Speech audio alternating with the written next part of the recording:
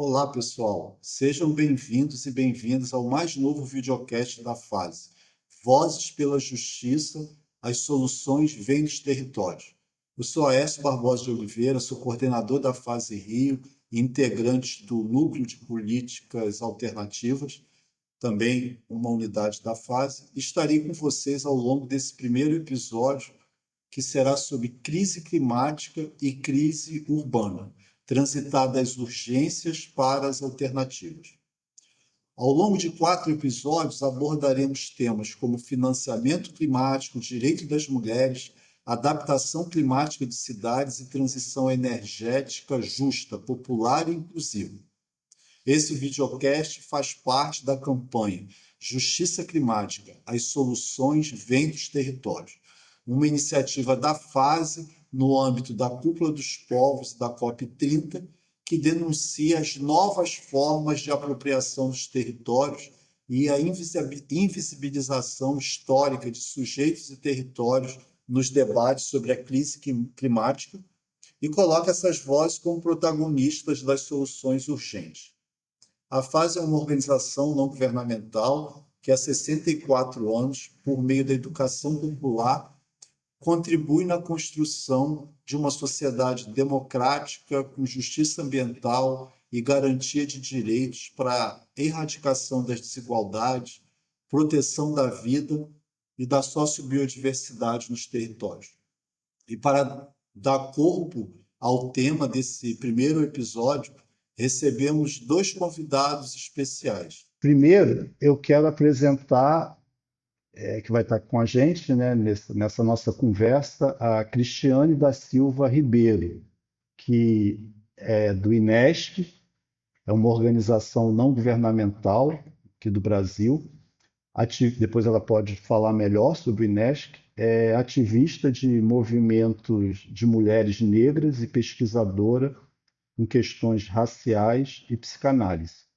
Integra o colegiado de gestão do INESC, é psicóloga, psicanalista e mestre em promoção da saúde e prevenção da violência na Universidade Federal de Minas Gerais. E também apresentar o Thomas Broz, que é da uma organização na Alemanha, que fica sediada na Alemanha, Aliança Climática. Não vou me atrever, depois ele pode falar Klimabund, né, que é o nome original. Ele é diretor executivo dessa organização na Alemanha para a Europa. A rede atua em vários países com os temas de proteção do clima, biodiversidade e proteção das florestas tropicais, promovendo e compartilhando iniciativas junto a seus membros nos níveis local, nacional, na Europa e internacional. Então, para começar, nós dividimos esse videocast em 3 blocos. Nós vamos entrar agora no primeiro bloco e eu vou fazer uma breve apresentação de o quanto as mudanças climáticas têm impactado o território brasileiro, principalmente os espaços urbanos, as cidades, as metrópoles do Brasil. Cerca não, quase 90% da população brasileira, ela se concentra nas cidades e, e muito no litoral brasileiro, como também 2/3 da população vive sobre o bioma da Mata Atlântica. Se a gente pega um material produzido no início desse ano pelo CEMADEM, que é o Centro Nacional de Monitoramento e Alertas de Desastres Naturais, a gente vai verificar que, segundo o CEMADEM, no ano de 2024, foram 3.620 alertas de desastre e 1.690 desastres. A metade disso foram riscos geológicos. Quando a gente está falando em risco geológico, normalmente são deslizamentos. E a outra metade foram riscos hidrológicos. Isso significa o quê? Enxurradas, transbordamentos de rios e córregos e áreas de várzeas. E esses alertas e essas ocorrências, né, registradas pelo CEMADEI, elas se concentraram nas grandes regiões metropolitanas do Brasil, como São Paulo, Belo Horizonte, Minas Gerais, Rio de Janeiro e Salvador, na Bahia. No ano passado, não tem como não lembrar do que aconteceu na região metropolitana de Porto Alegre. Então, a gente verifica o impacto dessas mudanças climáticas nos prejuízos que elas vêm causando. No Brasil, nós temos sérios problemas na efetividade de políticas públicas urbanas, temos um déficit habitacional que supera os 6 milhões, né, de unidades habitacionais que seriam necessárias. Na área do saneamento, que a gente pega aí drenagem, provisão de água potável, a gente tem também um problemaço, inclusive voltou uma nova onda de privatização das empresas públicas. Então é muito comum hoje, além das chuvas, nos centros urbanos, cidades que formam ilhas de calor, porque são super permeabilizadas, nós temos sérios problemas de ondas, né, de calor, e as pessoas, principalmente que vivem em áreas mais vulneráveis, aquelas pessoas com pouco poder financeiro, político, são as pessoas mais expostas e que acabam tendo problemas de saúde seríssimos. Então, eu gostaria de começar com a Cris Ribeiro e depois passar direto para o Thomas Brosi, que falasse um pouco sobre, digamos, esse panorama, na avaliação de vocês, o que está chamando a atenção com essas mudanças climáticas, esses eventos climáticos extremos que ocorrem no intervalo cada vez menor nas cidades brasileiras. Bom, agradecer muito o convite e a oportunidade, de estar aqui nessa conversa, junto, com a FASE, né, essa organização parceira em tantas frentes de luta, aí, e nessa agenda aí também COP barra cúpula, né, e clima e cidade, enfim, não é diferente. Então, bom, só muito rapidamente, né? O INESC, Instituto de Estudos Socioeconômicos, é uma organização que atua há 46 anos, tendo como agendas prioritárias a promoção, defesa dos direitos humanos e usando como ferramenta para isso o monitoramento, a análise e incidência no orçamento público.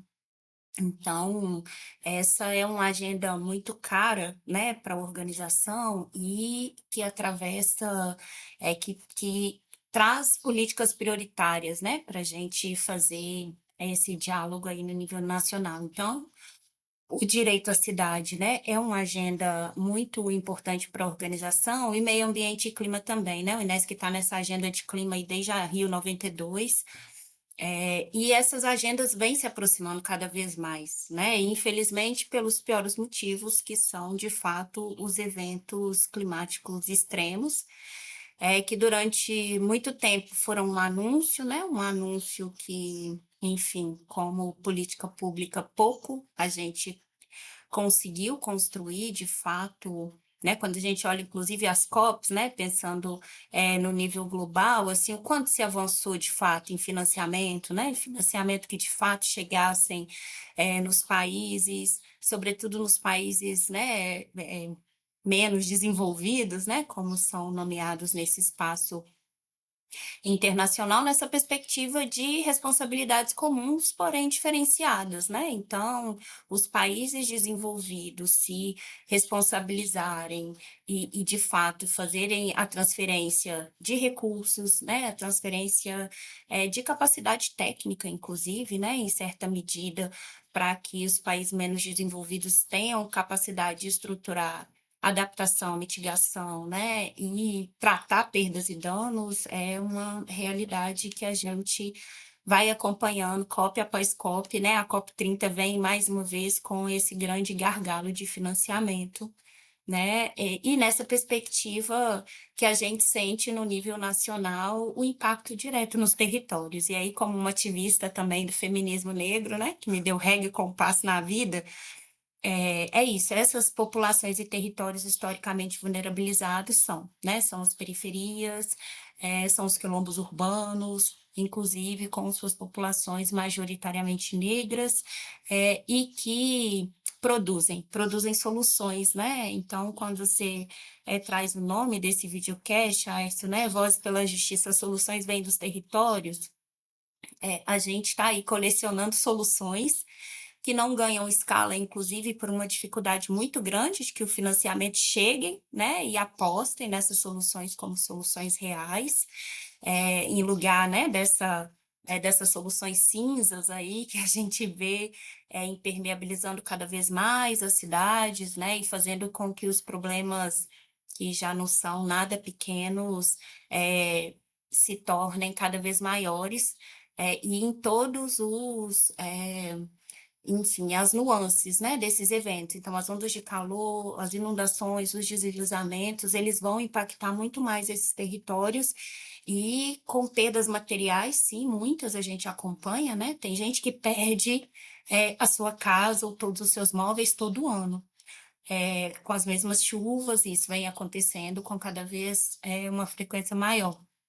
Mas a gente está falando de um impacto que tem, de fato, custado a vida das pessoas, né?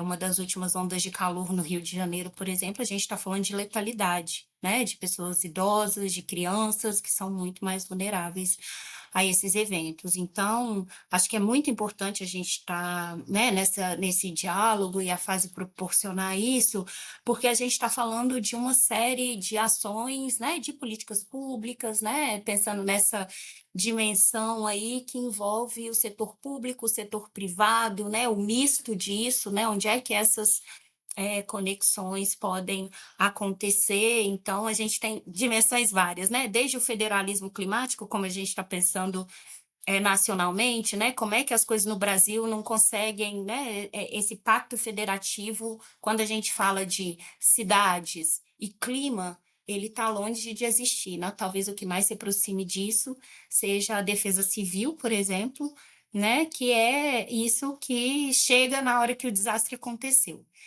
E que tem pouquíssimo recurso para isso, diga-se de passagem, né? Então, o Ministério das Cidades, por exemplo, agora no projeto de lei orçamentária, está com 30% a menos de orçamento.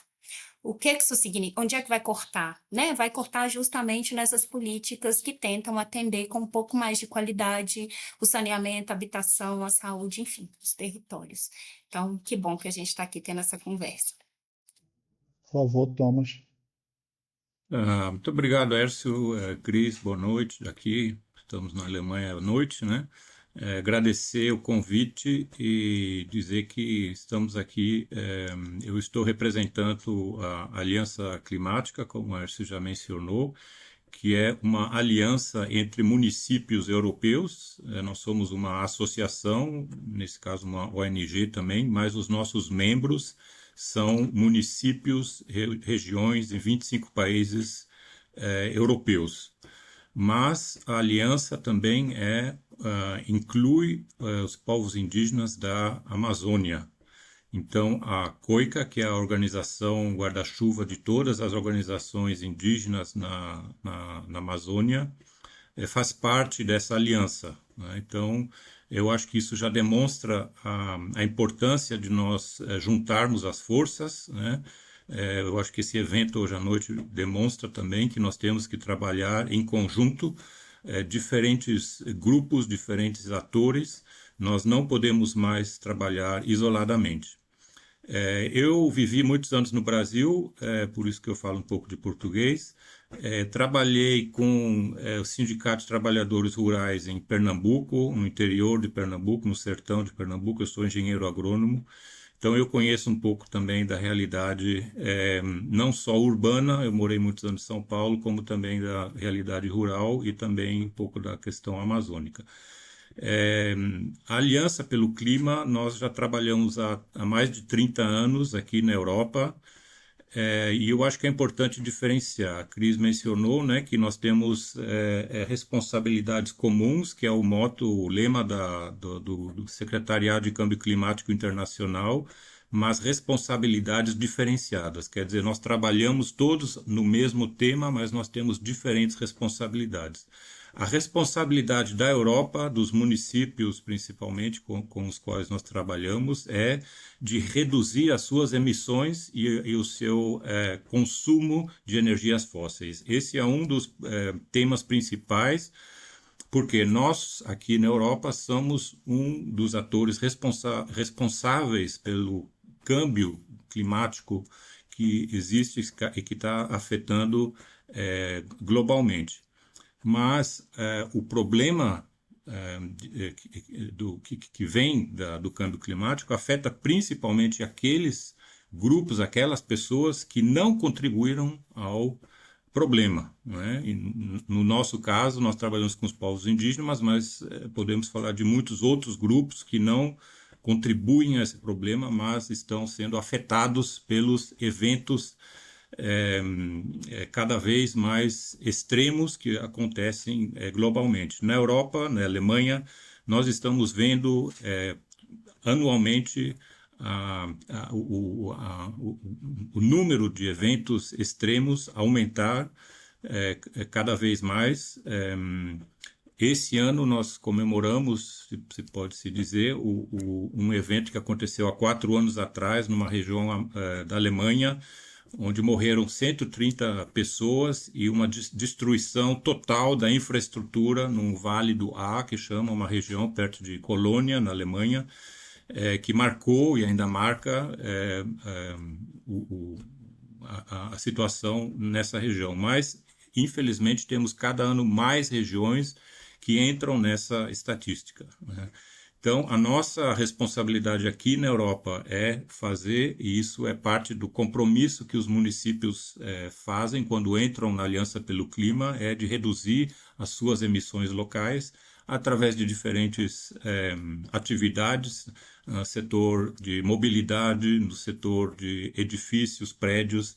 Um tema muito importante aqui, que no Brasil talvez não seja tão importante, é que principalmente agora, começando o outono e inverno, nós usamos a energia fóssil para calefação, para esquentar os nossos lares, e isso demanda muita energia, e que atualmente ainda vem basicamente da energia fóssil, carvão, petróleo, que não é totalmente produzido aqui na Alemanha. Quer dizer, nós temos essa dependência energética de outros países, o que também causa questões políticas de dependências de países autocráticos, que muitas vezes são os que são produtores de petróleo.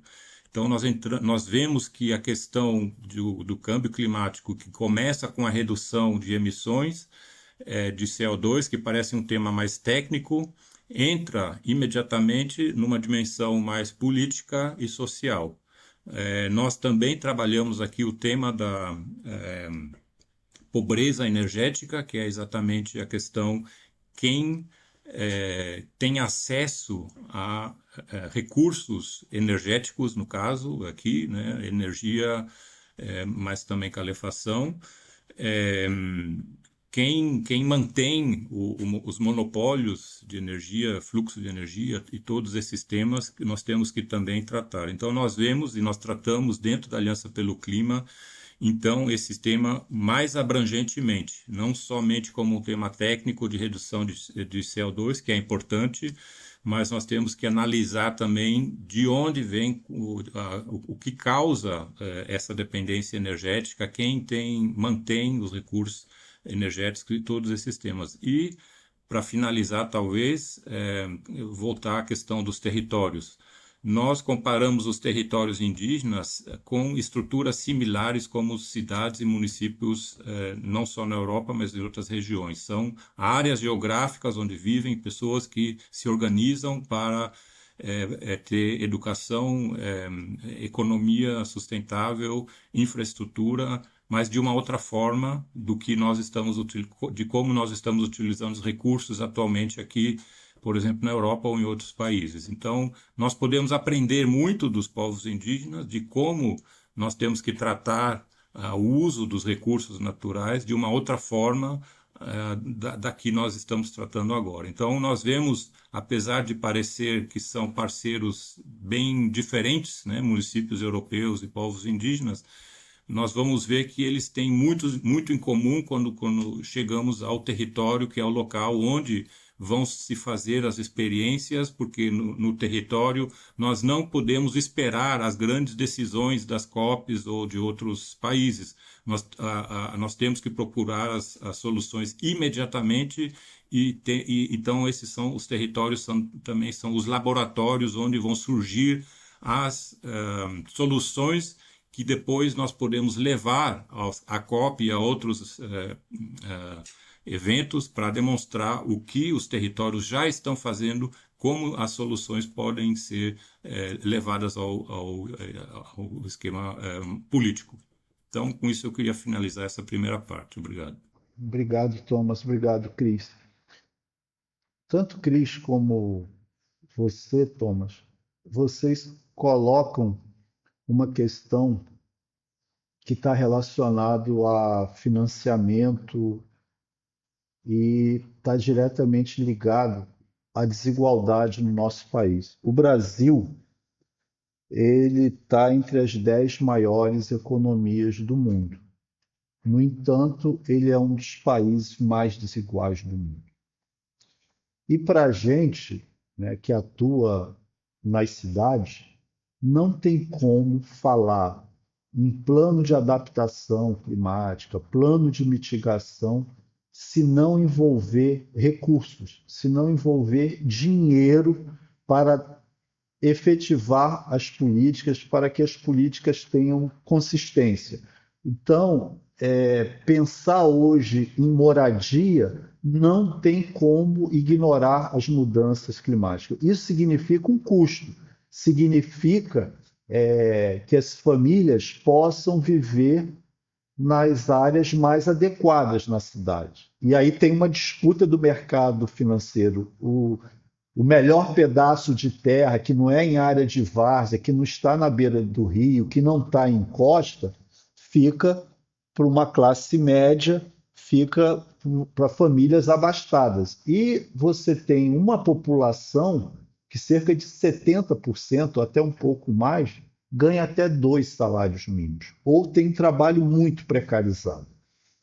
Portanto, eu queria que, se vocês pudessem, falar um pouco desse desafio. Inclusive, aproveitar aqui a Cris, eu tive a oportunidade de ler um artigo que ela produziu, acho que recentemente, sobre essa questão do financiamento, numa perspectiva internacional, você acaba mencionando na tua fala. Eu queria que você falasse um pouco mais, para depois, né, a gente entrar no terceiro bloco dos desafios da COP. Mas foi muito interessante o teu artigo, o que está em jogo. E o desafio é maior porque o Brasil, de fato, ele está no sul global, mas ele também tem recurso. O INESC, que eu sempre olho lá, analiso o orçamento, a metade do orçamento está comprometido, do governo federal está comprometido com os serviços da dívida, pagamentos de juros e tal. Então, como é que a gente pode abordar essa questão direcionando para essa perspectiva? Porque senão a gente vai ficar enxugando gelo, né? Você, pô, não tem dinheiro, aí você faz um plano. Claro que os planos são importantes. Então, se vocês pudessem, Thomas também, com a experiência que ele tem a partir da Alemanha e com esses outros municípios de cidades da Europa, pudesse um pouco abordar essa questão do financiamento. E depois eu vou fazer uma outra pergunta muito específica sobre, que também a Cris acabou falando, sobre as soluções que são encontradas, são produzidas nos territórios. Mas primeiro vamos falar do vil metal, do dinheiro. É isso que também eu acho que tem uma relevância nesse debate da COP30. Então, vamos lá, né? Acho que o Thomas trouxe também elementos importantes, né? Não dá para esperar, não dá para esperar o dinheiro ser dividido lá na COP, ou a regulamentação, se é 300 bilhões, se é 100, se é 1,3 trilhão, né? Enfim, até que esse dinheiro de fato chegue, e principalmente chegue de uma forma justa, acessível, né? E quando alcance o território nacional, o que a gente defende é que seja público.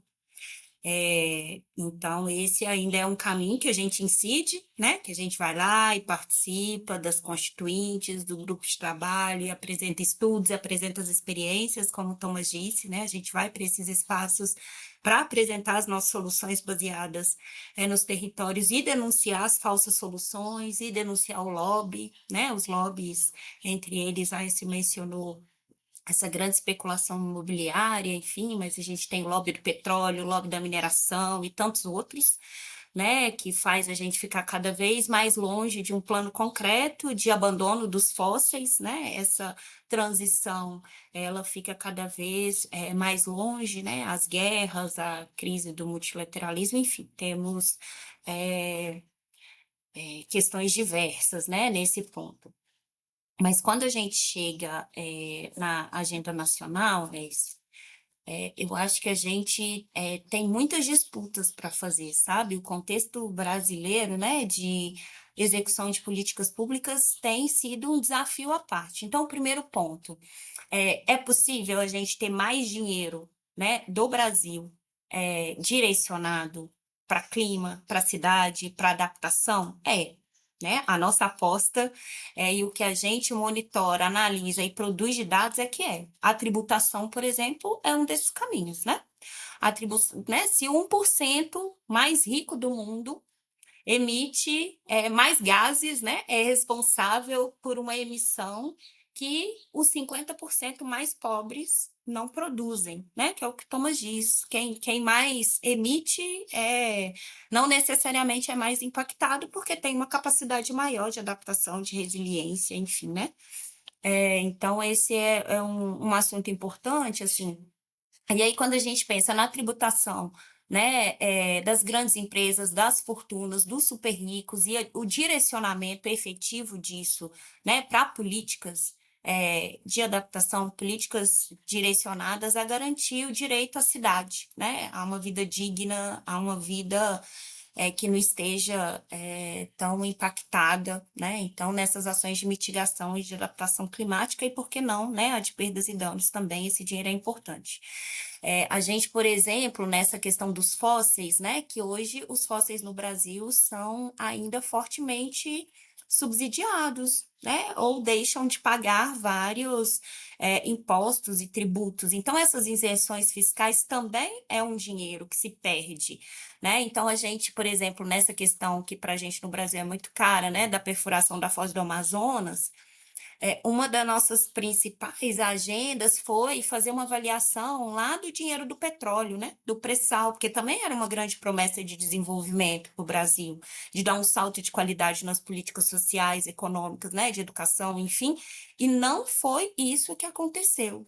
Então, se de fato esse dinheiro, né, que hoje os fósseis produzem, ele não é carimbado e direcionado para a agenda climática, esse dinheiro não vai chegar, né? Na nossa análise é isso, é 0,1% de hoje, né? O dinheiro, a renda que se produz a partir do petróleo vai para clima. Não é possível fazer transição assim, não é possível construir adaptação, né, com esse direcionamento de recurso, e mesmo que estaria carimbado e direcionado, né, para as políticas sociais, educação, saúde, não chega, né, estão presos lá num fundo social super, enfim, né, com uma série de questões judicializadas, mas de fato esse dinheiro nunca significou. Então, a gente faz essa grande discussão, né, que tem várias frentes aí possíveis, né, de fazer com que a gente, no nível doméstico, consiga mais recursos e que eles sejam relacionados. E aí, duas questões não podem ficar de fora dessa discussão. Uma delas é o novo arcabouço fiscal, né? Assim, o arcabouço fiscal brasileiro, ele impede, né, real, de que os recursos de fato entrem nessa dinâmica do executivo, né, de serem executados via política pública. A gente está sendo o que era piso virou teto e a gente não consegue que os recursos cheguem no maior volume para serem executados, né, conforme as políticas estão previstas e concluídas enfim, né, encaminhadas para acontecer, fruto de muita mobilização social, inclusive, né? E aí de vários movimentos, inclusive pelo direito à cidade, né, pela moradia digna, enfim, que a resposta governamental muitas vezes é isso, né? É um espaço fiscal que não existe para se ampliar recursos.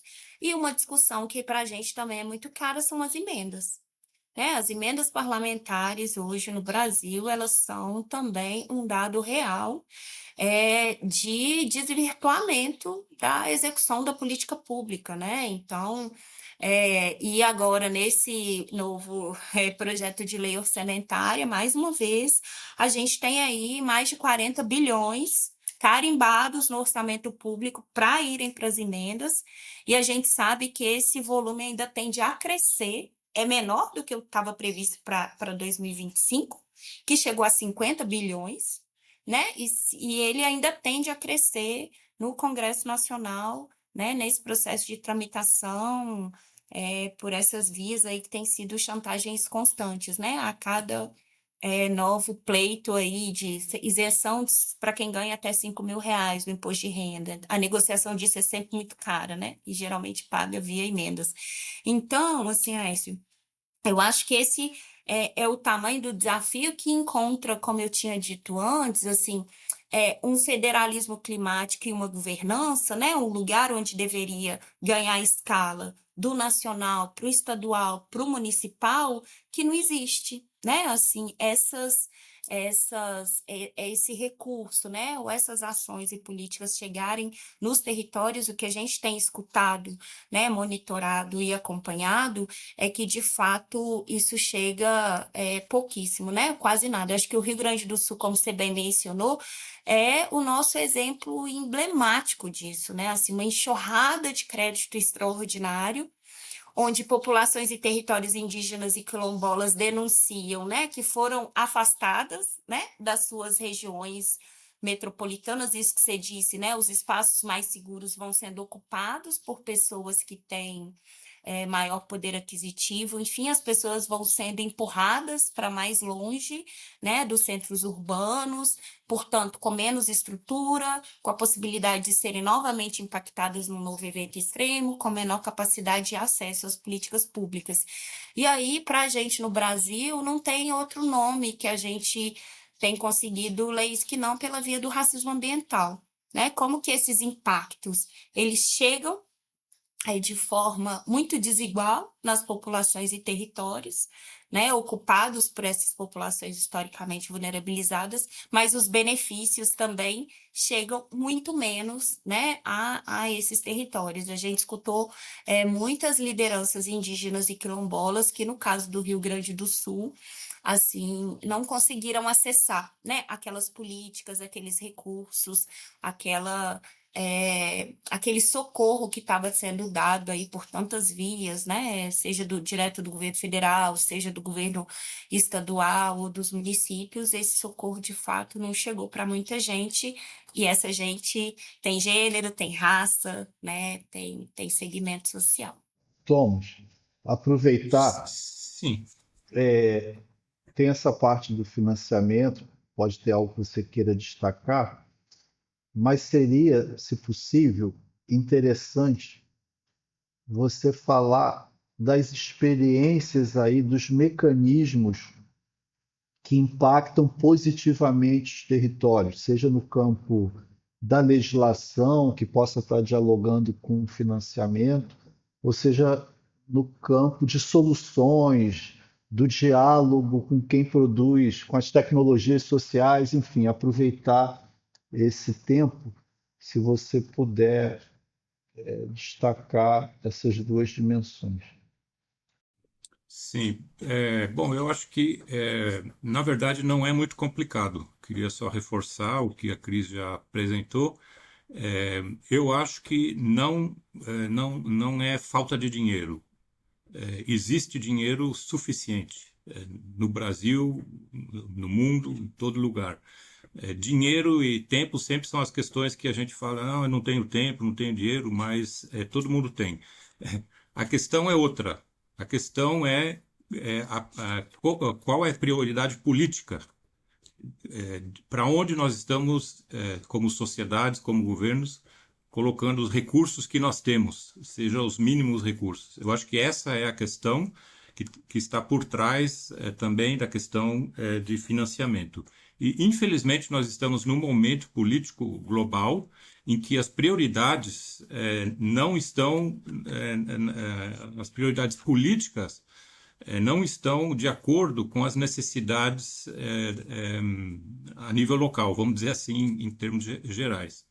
Um exemplo, o evento que eu mencionei, que aconteceu há 4 anos aqui na Alemanha, causou mais de 30 bilhões de estragos. 30 bilhões. Né? A Cris mencionou, a nível internacional, nós estamos negociando para o mundo todo um fundo de 100 bilhões. Quer dizer, só um evento já causou 30 bilhões de destruição de infraestrutura, de tudo, mortes e tudo. Né? Então, qual é o que nós tiramos disso? A mitigação e evitar a destruição é mais barato do que remediar. Isso todo mundo sabe, né? Mas nós temos comprovado isso já há muitos anos. Em 2007 saiu o reporte Stern, que analisou a questão climática somente da perspectiva econômica. E o resumo é mais barato investir agora, mesmo que seja grandes quantidades, do que ter que investir em adaptação. A adaptação sempre é mais cara. É infraestrutura, é remediar e você não soluciona o problema, você está somente tentando evitar um problema maior. Então, eu acho que para mim, está bem claro que a questão não é falta de dinheiro, é a questão de falta de priorizar os recursos e direcionar para onde é necessário. E eu acho que a situação no Brasil é muito mais extrema, muito mais, né, a Cris mencionou, a questão, eu acho que está bem mais clara, né, onde estão os problemas de direcionar os recursos que existem.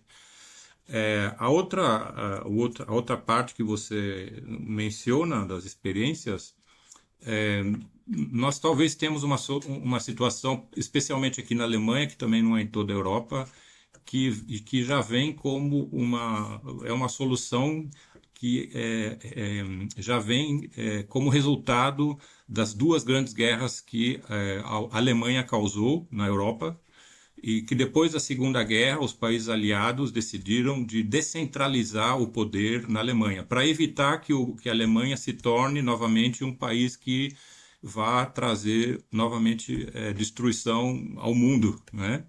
Então, uma dessas medidas foi que os municípios, por exemplo, eles têm um grande poder de autodeterminação, de decidir sobre questões energéticas, sobre muitos temas.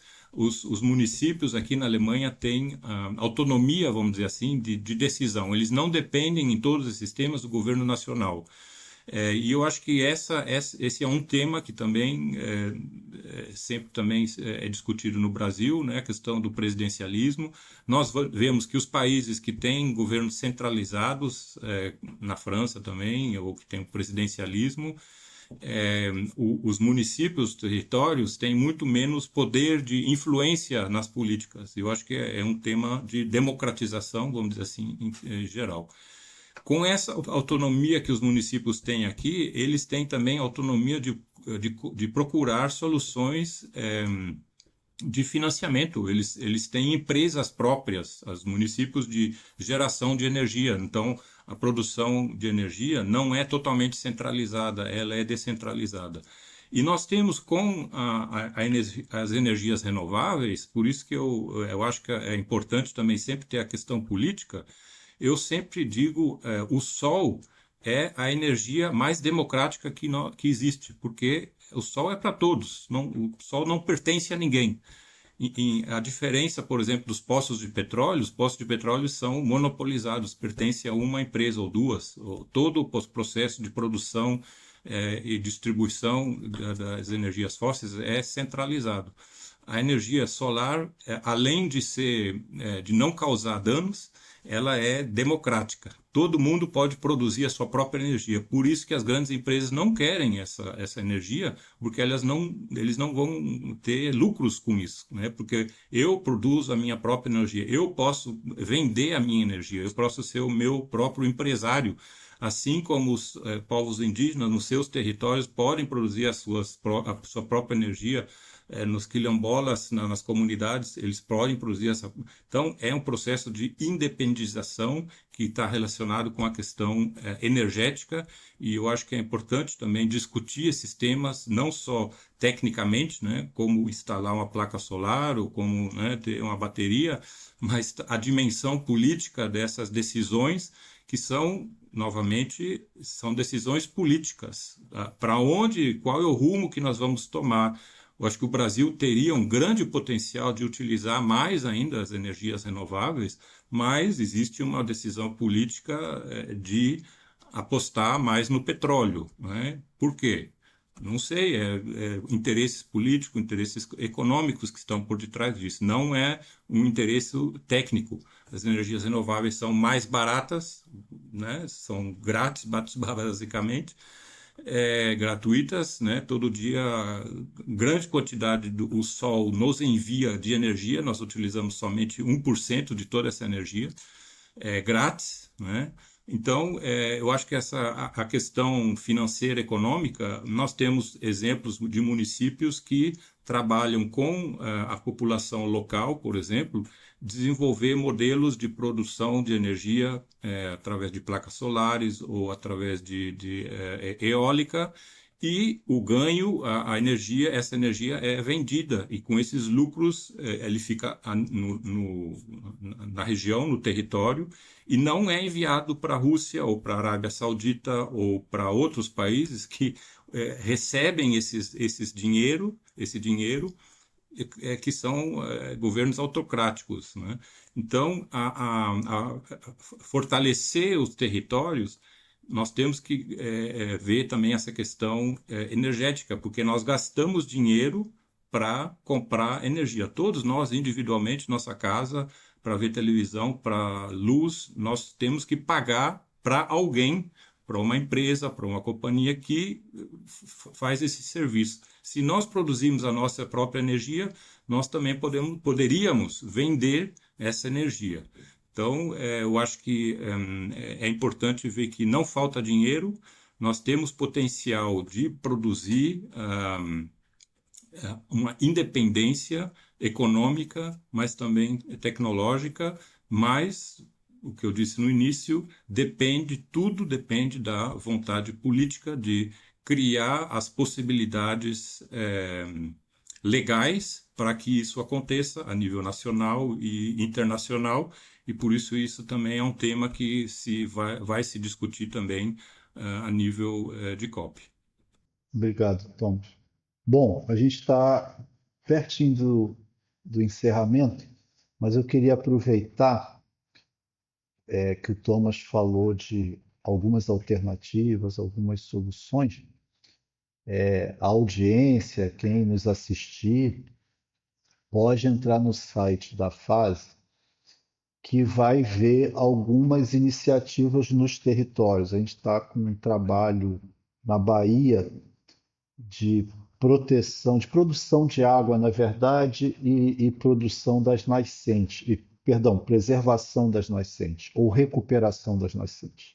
Isso é muito importante para o trabalho com agricultura familiar. E na região da Baixada Fluminense, que faz parte da metrópole do estado do Rio de Janeiro, nós temos um trabalho com a instalação de cisternas verticais para captação de água de chuva. E eu quero destacar, então, o quanto a questão, por exemplo, da água, e eu falei logo no início, né, com problema de privatização, enfim, esse monopólio da água, oligopólio da água, isso cria uma dificuldade, porque você tem ondas de calor, você tem esses eventos climáticos extremos e às vezes não dá para as pessoas esperarem, elas têm que buscar uma solução e se mobilizar para que isso se transforme em políticas públicas. No Brasil, a gente tem um caso exemplar que são as cisternas do semiárido. Então, a articulação do semiárido tocou aquela iniciativa, porque existe uma tendência de subestimar essas iniciativas, esses saberes que são produzidos no território. E não é bem assim. O desafio é ampliar a escala, a Cris colocou isso, e ter dinheiro, política pública, para bancar esse negócio.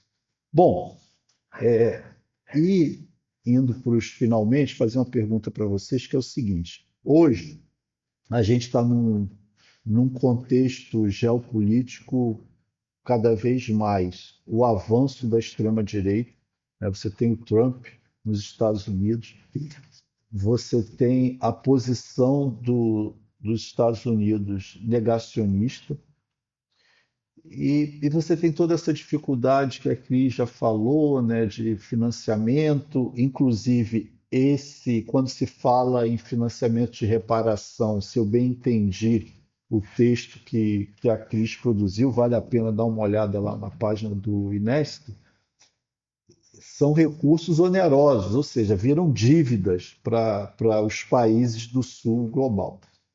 Mas diante desse quadro, como é que vocês avaliam como a cúpula dos povos poderia contribuir em Belém, né, na COP, junto à COP 30, enfim, qual é a expectativa de vocês? O que vocês identificam que poderia ser algo positivo, interessante, que a sociedade civil, as organizações do nosso campo, que não se confundem com aquelas organizações que acreditam no mercado de carbono, em falsas soluções, poderia estar apresentando em Belém. Por favor. Cris, depois passa para Tom. Eu fico achando que a construção da cúpula, né, que está em curso já há 2 anos, enfim, eu acho que tem contribuído muito, assim, sabe? Acho que depois dessas COPs, né, nos países autoritários, e não só isso, né, esse crescente avanço da extrema-direita pelo mundo, né? Você trouxe exemplos aí que, enfim, mas quando a gente pensa como o Brasil, então, dentro do próprio Brasil, como é que essa a extrema-direita vem encontrando cada vez mais lastro, né? Lastro político, inclusive, né? Se antes a gente podia nomear a bancada do boi, a bancada da bala, hoje é difícil nomear, né? Politicamente, onde é que esse segmento, enfim, vem invadindo aí as institucionalidades e o nível local, né? A perspectiva do fundamentalismo religioso também é um grande desafio para a gente, para os territórios, enfim. E nessa relação com os Estados Unidos, que, né, tem sido uma grande dificuldade, um grande desafio, a gente está aí, enfim, defendendo a soberania nacional. Mas acho que a cúpula em seus eixos, né, são eixos muito estratégicos que vêm sendo construídos coletiva e colaborativamente nessa construção crescente de um diálogo global. Eu fico achando que aí está a potência, sabe? Assim, quando a gente defende participação social, quando a gente defende escuta, né? Quando a gente defende consulta livre, prévia, informada, não é o instrumento, são os corpos, né? São os territórios, são essas vozes, é o que a gente entende e acredita que pode construir soluções reais para o mundo. Eu acho que o Thomas trouxe isso muito bem, assim, essa escolha política mesmo, né? E a escolha política, né, atual do nosso pacto civilizatório tem sido guerra, né? Como falar que não tem dinheiro? Olha a quantidade de dinheiro que alimenta as guerras, né? E crescentes guerras, não é, né, uma guerra em curso, né? São algumas guerras e que a gente sabe o tanto que isso tem interesses, né, mercadológicos aí por trás dessa defesa e dessa agenda política, porque a gente, acho que quando a gente tem conceito de necropolítica também, que eu acho que ajuda a gente a olhar para isso, sabe, assim, tem uma agenda política, né, que está em curso e sendo defendida. Então, acho que a Cúpula dos Povos é esse espaço global que está sendo construída aí com muitos desafios, mas de forma muito engajada, né, de todas as organizações, movimentos e coletivos que estão nesse diálogo e nessa construção, com essa culminância em Belém, com todos os desafios, né, gente, logísticos, com todos os desafios de construção, assim, mas é uma aposta, né, é uma aposta de vocalizar essas soluções verdadeiras que a gente grita na cúpula, grita na Zona Azul, grita na Zona Verde, grita nos espaços de incidência política, que são as nossas frentes mesmo, de batalhas cotidianas, sabe? Tô muito animada, né, para esse espaço, porque eu acho que ele, de fato, é muito potente. Bom, não tem muito o que adicionar, só dizer que realmente essa COP é uma COP da esperança, né? Depois de pelo menos 3 COPs, não só regimes autoritários, como países produtores de petróleo, com pouco interesse de avançar na questão climática. Por outro lado, nós vemos que a agenda da COP desse ano não vai ter muitos temas importantes, porque as principais negociações já ocorreram. Então, eu acho que o importante dessa COP vai ser o que está acontecendo fora da COP, né? E eu acho que o Brasil é o país que tem o maior potencial para mandar essa mensagem para o mundo, né? Que é uma mensagem que vai em contra a tudo que está acontecendo globalmente, né? O Cris já mencionou a questão do multilateralismo e tudo. Nós temos vendo isso aqui na Europa, na Alemanha. Não só que os partidos de direita estão crescendo, né? Aqui na Europa é basicamente o problema, a questão da migração, né? Que afeta a questão da discussão política, mas com isso vem também quando esses partidos vêm ao poder, eles revertem muitas ações no campo da questão do clima. E o pior é que não só os partidos de direita fazem isso, que a gente sabe, mas os outros partidos, no intento de evitar os partidos de direita, já estão incorporando as próprias ações que, na verdade, são do partido de direita para tentar frear. Então, os partidos de direita, mesmo que eles não estejam no poder, eles já estão influenciando as políticas. Isso eu acho que é pior ainda, porque não tem vamos dizer, um movimento em contra o que está acontecendo, né? Então, eu acho que a COP vai ser importante pelo que vai acontecer fora da COP, né? Cúpula dos Povos, o movimento indígena, eu acho que vai ter uma grande participação indígena, né? Vai demonstrar a importância dos territórios indígenas. Uma ministra indígena muito importante para demonstrar essa mensagem, para fortalecer essa mensagem que vem em combinação da sociedade civil, mas com apoio também, pelo menos de alguma parte do governo. Isso eu acho que é importante também, que vai sair a mensagem.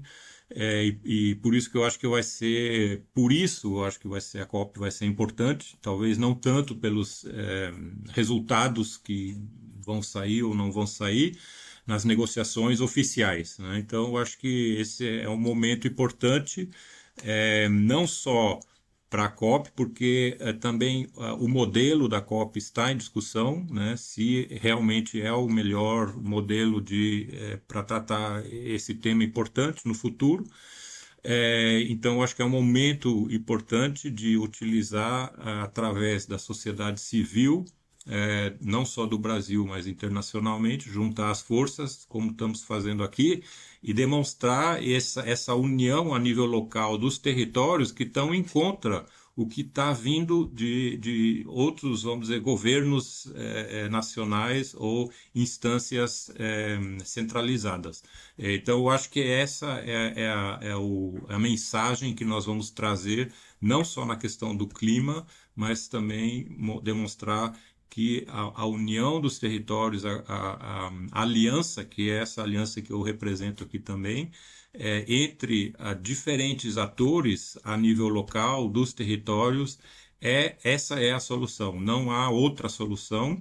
É onde vai se gerar as soluções, onde vai se encontrar as soluções, onde vai se incluir os diferentes atores e onde vai se procurar alternativas econômicas viáveis e sustentáveis para o futuro. Muito obrigado, Thomas, da Aliança Climática, a Cris Ribeiro, do INESC. Estamos chegando ao final, né? E foi importante o- os relatos que vocês apresentaram, as contribuições que nos ajuda a entender a crise climática e o impacto dela no espaço urbano. São experiências, são questões que vocês apresentaram que nos ajuda a abrir caminhos para ações concretas, enfim, pensar um pouco sobre tudo isso.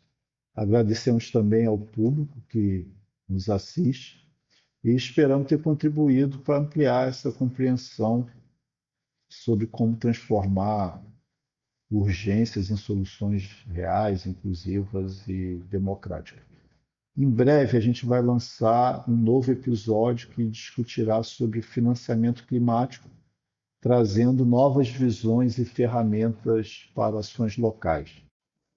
E aí, por favor, acompanhe o nosso site www.fase.org.br para mais informações e nossas mídias sociais no Instagram, @ONGFase, LinkedIn, Facebook e no X, o antigo Twitter, para conferir as nossas ações no âmbito da Cúpula dos Povos e COP30.